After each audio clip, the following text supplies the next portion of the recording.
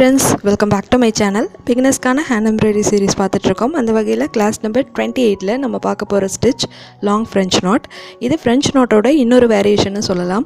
இன்றைக்கி இந்த ஸ்டிச்சை யூஸ் பண்ணி ஒரு சிம்பிளான ஃப்ளாரல் டிசைன் எப்படி போடுறதுங்கிறத டீட்டெயில்டாக தெரிஞ்சுக்கலாம். அதுக்கு முன்னாடி இந்த சேனலை இது வரைக்கும் சப்ஸ்கிரைப் பண்ணாதவங்க சப்ஸ்கிரைப் பண்ணிவிடுங்க. கூடவே பக்கத்தில் இருக்க பெல் ஐக்கானையும் கிளிக் பண்ணுங்கள். ஃபஸ்ட்டு ஓவல் ஷேப் இருக்க மாதிரி 2 சர்க்கிள் வரைஞ்சிக்கோங்க. இந்த 2 சர்க்கிள்க்கும் இடையில தான் நம்ம லாங் ஃப்ரெஞ்ச் நாட் போட்டு ஃபில் பண்ண போகிறோம். நடுவில் இருக்க அவுட்லைனில் நீடில் கீழேருந்து மேல் பக்கமாக எடுத்துக்கோங்க. இப்போ லெஃப்ட் ஹேண்டில் த்ரெட்டை வந்து ஹோல்ட் பண்ணிவிட்டு இந்த மாதிரி நீடில் த்ரெட்டை 2 டைம் சுற்றிக்கணும். இப்போ நீடில் வெளியே இருக்க அவுட்லைனில் இது மாதிரி பாஸ் பண்ணிவிட்டு கீழ் பக்கமாக பிடிச்சி இழுத்தோம்னா நமக்கு ஒரு லாங் ஃப்ரெஞ்ச் நாட் கிடச்சிரும். இந்த மேலே இருக்க த்ரெட்டு ஃபுல்லாக கீழே போகிற வரைக்கும் நம்ம லெஃப்ட் ஹேண்டில் ஹோல்ட் பண்ணியிருக்க த்ரெட்டை விடக்கூடாது. மறுபடியும் சின்ன அவுட்லைனில் அடியிலேருந்து மேல் பக்கமாக த்ரெட் எடுத்துக்கலாம். 2 தடவை நீடில் சுற்றிட்டு வெளியில் இருக்க அவுட்லைனில் நீடில் பாஸ் பண்ணி கீழ் பக்கமாக பிடிச்சி இழுக்கணும்.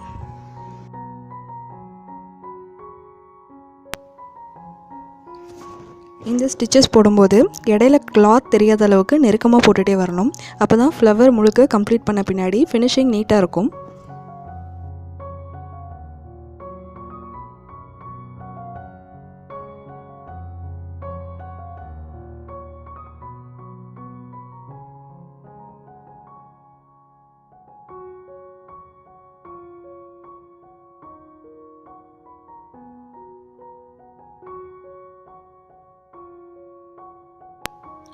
நார்மல் ஃப்ரெஞ்ச் நாட் போட தெரிஞ்சவங்களுக்கு இந்த ஸ்டிச் ரொம்பவே ஈஸியாக இருக்கும்.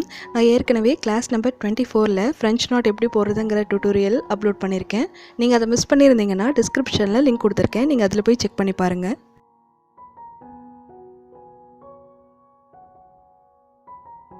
நீங்கள் ஹேண்ட் எம்ப்ராய்டரியில் ரொம்பவே இன்ட்ரெஸ்டடாக இருந்தீங்கன்னா, பிகினிங் ஸ்டேஜில் இருந்தீங்கன்னா இந்த வீடியோக்கு மேலே தெரிகிற ஐ சிம்பிளை கிளிக் பண்ணுங்கள்.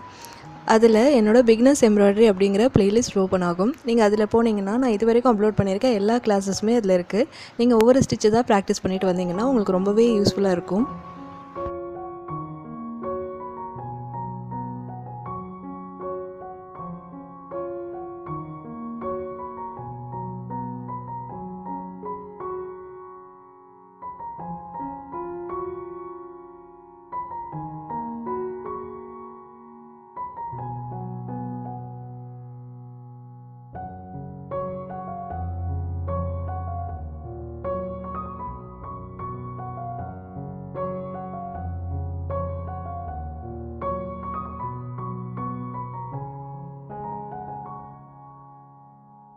ஃப்ரெஞ்ச் நாட் யூஸ் பண்ணி இந்த ஃபுல் சர்க்கிளையும் நம்ம ஃபில் பண்ணிடலாம்.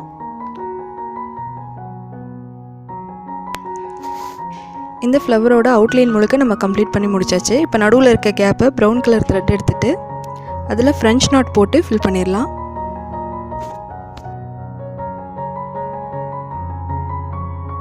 இந்த ஃப்ரெஞ்ச் நாட் போடுறதுக்கு அடியிலேருந்து நீடில் குத்தி மேல் பக்கமாக எடுத்துக்கணும். லெஃப்ட் ஹேண்டில் ஹோல்ட் பண்ணியிருக்க த்ரெட்டால் நீடில் 2 தடவை சுற்றிட்டு நம்ம ஏற்கனவே நீடில் எடுத்தோம் இல்லையா, அந்த இடத்துக்கு பக்கத்துலேயே நீடில் குத்தி கீழ்ப்பக்கமாக எடுத்துகிட்டு போயிடணும். இப்படி பண்ணும்போது நமக்கு ஒரு நாட் கிடச்சிரும். இதே மாதிரி நெருக்கமாக இடையில வந்து கிளாத் தெரியாத அளவுக்கு ஃப்ரெஞ்ச் நாட் போட்டு ஃபில் பண்ணிடலாம்.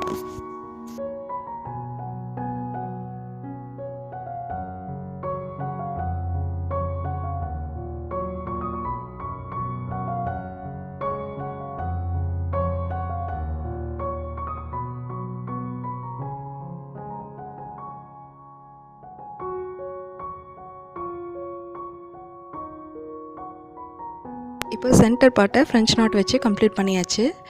இப்போ இந்த ஃப்ளவருக்கு மேலேயும் கீழேயும் ஒரு கொடி மாதிரி வரைஞ்சிட்டு அதில் பேக் ஸ்டிச் போட்டு ஃபில் பண்ணியிருக்கேன். பேக் ஸ்டிச் தெரியாதவங்க டிஸ்கிரிப்ஷனில் லிங்க் கொடுத்துருக்கேன், நீங்கள் அதில் போய் செக் பண்ணி பாருங்கள். இப்போது இந்த கொடிக்கு இடையில பிரான்ச்சஸ் இருக்க மாதிரி நம்ம அதே லாங் ஃப்ரெஞ்ச் நாட் யூஸ் பண்ணி ஃபில் பண்ண போகிறோம்.